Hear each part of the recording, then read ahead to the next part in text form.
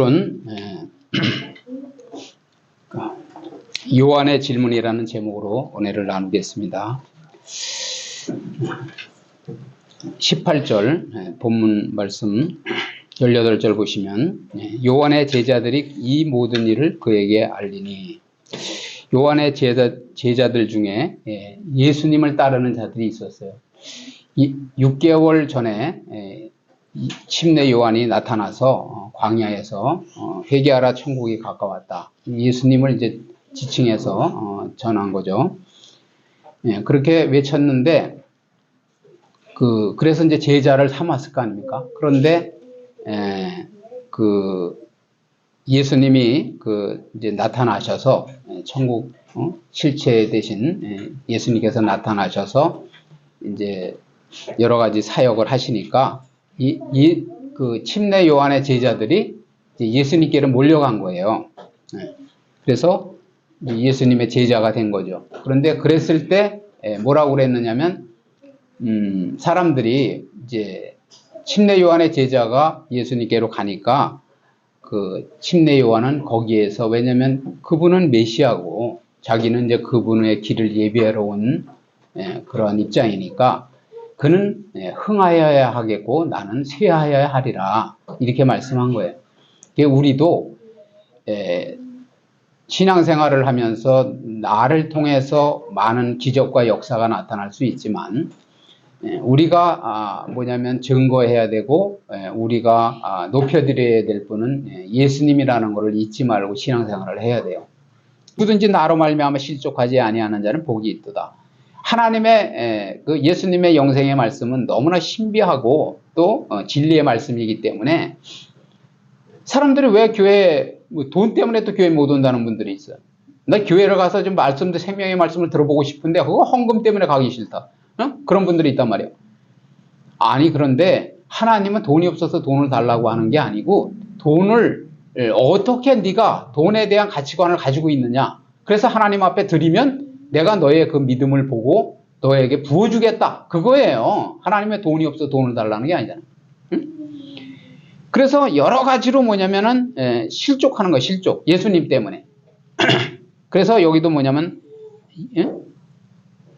나로 말미암아 실족하지 아니하는 자는 복이 있다고 말씀한 거예요. 그래서 복은, 여기에서 복은 뭐냐면 세상에서의 일시적인 육적인 복을 의미하지 않는다는 거야. 하나님의 나라가 임할 때 하나님으로부터 받는 영원한 축복을 뜻한다는 거죠. 우리가 정말, 사람들이 그러잖아요. 천국과 지옥이 믿어진다면 지금과 같이 신앙생활을 할 수가 없어요. 그게 믿어지지 않는 거예요. 그러니까 정말 뭐냐면은 강박한 사람들은, 또 불신앙하는 사람들은 막 죽어서 막 한 달 만에, 뭐 3일 만에, 막 이틀 만에 천국과 지옥을 다녀왔다고 막 그러잖아요. 그러고 나서는 그냥 얼마나 또 신앙생활을 잘하는지 몰라. 그런 것처럼, 그러므로 예수님의 메시아 사역을 바로 알고 믿음을 가지고 복음에 귀 기울이라는 당부의 말씀이라는 거예요, 이 말씀은. 그래서 24절 보시면, 요한이 보낸 자가 떠난 후에 예수께서 무리에게 요한에 대하여 말씀하시되 너희가 무엇을 보려고 광야에 나갔더냐? 바람에 흔들리는 갈대냐? 침례 요한이 유대 광야에 나타나 회개를 외칠 때 많은 무리가 그의 설교를 듣기 위해서 모였습니다. 그러나 그들은 요한이 누구인지 모르고 또 그의 설교도 바로 이해하지 못하고 모였다라는 거죠. 그래서 예수님께서는 무리들에게 몇 가지 질문을 던지심으로써 그들로 하여금 요한이 어떠한 인물이며 그가 왜 광야에서 회개 침례를 전파했는지를 가르쳐 주셨다는 거예요. 유대 광야에서 어디서든지 볼 수 있는 흔하고 하잘것없는 갈대처럼 요한이 약하고 흔들리는 사람이 아니라는 것을 말씀하시는 거예요. 그러니까 요한이 뭐냐면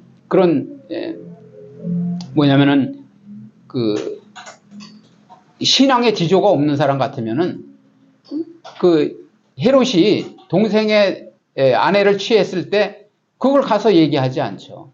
교회에서도 여러분들이 올바른 그런 신앙생활을 하려고 하다 보면 아까 말씀드린 대로 시험이 와요. 시험이. 교회가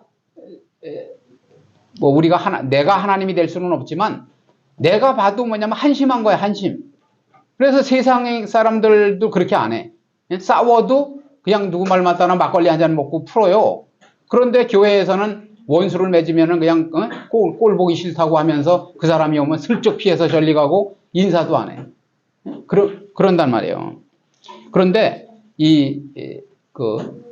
요한은 뭐냐면은 자기에게 불이익이 요게 갇히면서까지도 신앙의 지조를 지켰다는 거예요.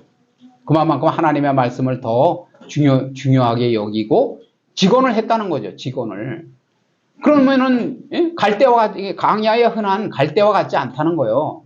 요한은 그러니까 우리도 마찬가지예요. 우리도 뭐냐면은 신앙생활을 해도 일당백을 해야 돼.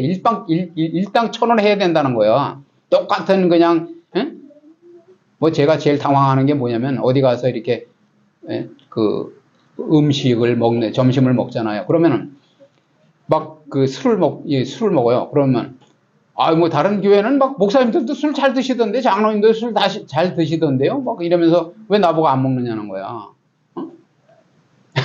그래서 제가 뭐라고 답변을 하겠어요. 그런 거예요. 그러니까 여러분들이 성경에서 하지 말라는 건 하지 않아야 돼. 모든 죄악이 모든 범죄가 다 술로 인해서 우리나라에 이루어지는 일이 너무 많아요. 그래서 자기가 술이 취한 상태에서 저지른 범죄와 또 잘못을 나중에 몰라. 술 깨고 나서 모른다니까요. 필름이 끊겨가지고. 그런데 여기에 요한은 그러한 광야의 흔한 갈대처럼 그러한 신앙생활을 한 게 아니라는 것을 예수님께서 알려주시는 거라는 거죠. 그래서 이리저리 흔들리면서 경우에 따라서는 신앙 양심마저 팔아넘긴 그런 성도들이 너무너무 많아요. 여러분들이 그런데 신앙 양심에 따라 신앙생활을 하려면 너무너무 힘들어요. 힘들지만 그것을 이기고 정복해야 나중에 영권, 인권, 물권이 오는 거예요. 그게 진짜 영권이라니까요. 저 역시도 그런 것을 한 단계 한 단계 테스트하기가 너무너무 어려웠다고요. 그래서 배도자들과 매국노들이 수두룩했어요. 그때 당시에 그냥 양심을 팔아먹고 그냥 이리 붙었다 저리 붙었다 하는 그런 사람들이 많았음에도 요한은 그렇지 않았다는 거예요. 그러나 예수님은 침례 요한이 사람들의 여론이나 세상의 유혹에 동요되지 않고 거룩한 소명에 충실한 사람인 것을 말씀하신 것이라는 거예요. 그래서 당시 헤롯의 악행은 묵시적으로 방관될 뿐 누구 한 사람 감히 이를 지적하지 못했다라는 거예요. 우리나라도 지금 이 나라를 갖다가 기독교 국가에서 우리가 예배를 하나님 앞에 잘 드리며 세계적인 선교 국가가 되려고 하는 것을 방해하는 세력이 있어요.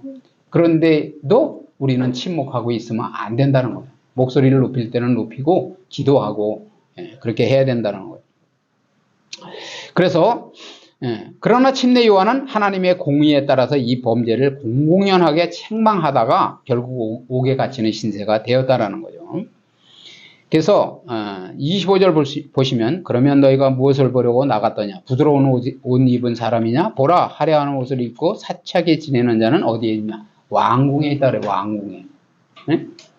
그런데 부드러운 옷이란 곱고 감촉이 부드러운 값비싼 옷을 가리키는데 그러나 요한은 거칠고 값싼 낙타털 옷을 입었어요. 낙타털 옷을. 그리고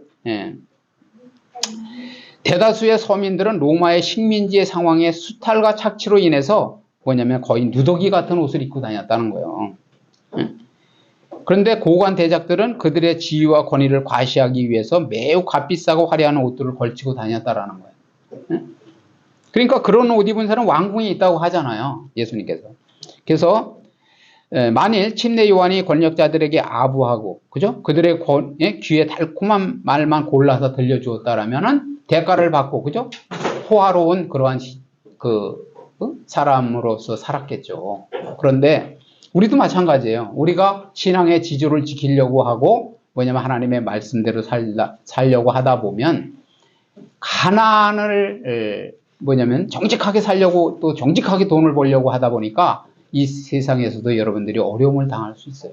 그렇지만 그 어려움을 잘 참고 견디고 이겨내고 또 하나님 앞에 드릴 것에 온전히 잘 드리고 그렇게 믿음으로 살다 보면 결국은 승리하는 거예요. 승리하고 세상을 정복하고 다스리는, 하나님께서 정복하고 다스리라고 그랬잖아요. 우리 보고.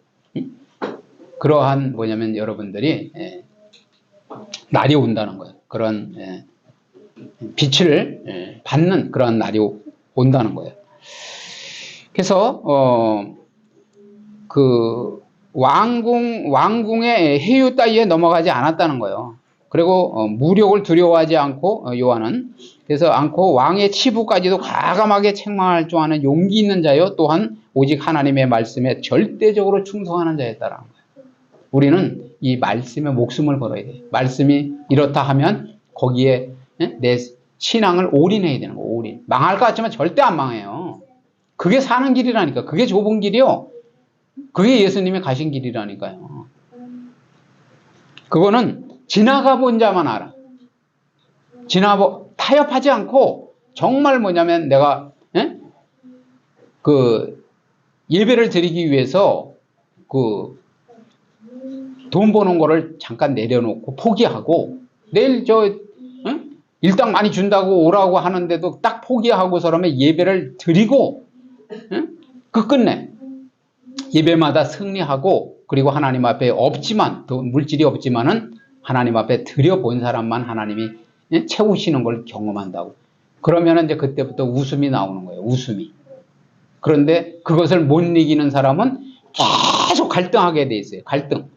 이걸 해야 되는 거냐, 저걸 해야 되는 거냐, 예배를 드리러 가야 되는 거냐, 누가 계약서를 쓰러 오라는데 1억짜리 계약서를 쓰러 오라는데 하필 주일날 오라래. 주일날. 그런 걸 다 여러분들이 자를 줄 알아야 돼. 잘라버려야 돼. 잘라버려요. 26절 보시겠습니다. 그러면 너희가 무엇을 보려고 나갔더냐? 선지자냐? 옳다. 내가 너희에게 이르노니 선지자보다도 훌륭한 자니라. 27절. 기록된 바 보라, 내가 내 사자를 네 앞에 보내노니 그가 네 앞에서 네 길을 준비하리라 한 것이 이 사람에 대한 말씀이라. 이스라엘 역사를 통해 수많은 선지자들을 세우신 목적은 대략 다음과 같은데요. 첫째, 하나님의 백성들의 지혜를 책망하고 해결을 촉구하기 위해서 선지자를 세운 거예요. 두 번째는 뭐냐면 환난과 고난 중에 있는 그의 백성들에게 소망과 격려를 주게 하며라는 거예요.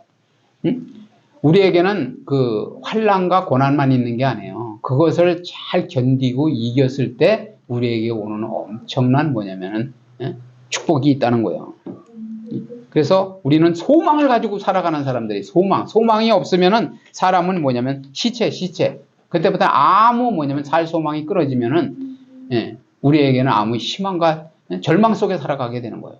그런데 우리는 이 땅의 삶이 다가 아니라고 그러잖아요. 영안이 열렸다라는 것은 그런 것이 여러분들이 느껴지고 보여지는 거예요. 하늘에 이 하나님의 말씀, 진리의 말씀이 값지게 보이는 거예요. 그게 밝히 드러내 보이는 거예요. 아, 이 땅의 삶은 뭐냐면은 서론이구나, 서론. 진짜 내가 추구해야 되고 내 생명을 걸어야 될 것은 하나님의 말씀이요. 그대로 살면 나에게 시온의 대로가 열리는 거로구나. 이렇게 우리가 깨달은 것이 영안이 열렸다고 하는 거예요. 그러다 보면 뭐 하겠어요? 우리가 하나님이 기뻐하는 삶을 잠깐 살아드리겠죠. 그러면 하나님이 기쁘셔서 그때부터는 영적인 육적인 복을 주시는 거예요. 더 주시는 거예요. 잠깐. 그래서 받는 자는 더 받겠고 없는 자는 있는 것까지도 빼앗기리라. 이렇게 말씀하신 거예요. 그게 그 말씀이라고요. 세 번째는 뭐냐면 하나님과 그의 창조에 대한 사실들을 계시하기 위함인 거예요. 그죠? 하나님이 창조하시고 우리에게 복을 주셨는데 그 선악의 나무의 열매를 먹음으로써 복을 잃어버렸어요. 그렇기 때문에 다시 메시아가 오셔서 회복하실 것이고 여러분들이 복된 말씀대로 살면 여러분들이 진정한 영적인 육적인 복이 여러분에게 임할 것이라는 그런 것. 네 번째 뭐냐면 하나님의 백성들이 특별한 상황에 직면했을 때 취해야 될 행동에 대한 정보를 주기 위함이라는 거예요. 그죠? 우리가 설교 말씀은 뭐냐면 다른 게 아니라 방향을 잡아주는 거예요. 하나님께서 내 인생의 방향을 잡아주는 거라고요. 여러분들이 아무리 길을 쓰고 용을 써도 하나님께서 길을 열어주셔야 돼. 그 길을 가야 돼. 그 길을. 내가 하나님이 만나라는 사람을 만나면 거기서 돈이 나오게 돼 있어요. 거기서 뭐냐면은 이 길이 열리게 돼 있단 말이에요. 그런데 내가 자꾸만 뭐냐면은 개척을 하려고 그래. 그건 사단이 유혹하는 거예요. 유혹. 물질로, 명예로, 그거를 유혹하는 거예요. 잘 될 것 같지만 안 된다니까. 그러므로 선지자의 관건은 그에게서 하나님의 말씀이 임했느냐라는 것이라는 거죠. 근데 요한에게는 하나님의 말씀이 임했다라는 거예요. 따라서 요한은 분명히 선지자였다라는 거죠. 요한이 그 어떤 선지자보다 탁월한 이유는 그의 활동이 구약 성경에 예언되어 있기 때문에는 말라기서에도 엘리야의 심령으로 와서 사역을 할 것이라고 뭐냐면 예언이 되어 있잖아요. 그래서 그 단적인 예로는 이사야서 40장 3절에 외치는 자의 소리여 가로되 너희는 광야에서 여호와의 길을 예비하라 사막에서 그의 하나님의 대로를 평탄케 하라고 예언을 한다라는 거죠. 그리고 말라기 4장 5절에 예언된 선지자 엘리야란 바로 침례 요한을 가리키는 거예요. 그래서 그의 사역의 위대성 때문에 예수님께서 그렇게 말씀하신 거예요. 구약의 많은 선지자들이 메시아의 도래를 예언했는데 그러나 침례 요한은 직접 그 메시아를 보고 그래서 구약의 많은 선지자들이 있잖아요.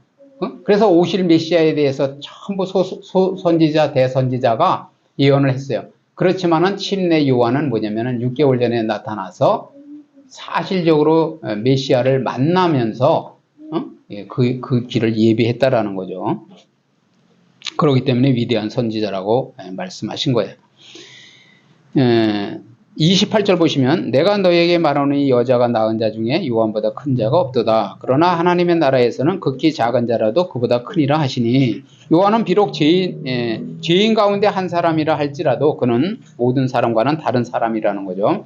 그의 생애와 활동을 볼 때 그만큼 위대한 자는 아무도 없었다는 거예요. 다만 그가 비록 위대한 선지자보다도 큰 자라 하여도 그는 이미 시작된 하나님의 나라의 백성들과 비교할 때는 상대적으로 작은 자라는 거예요.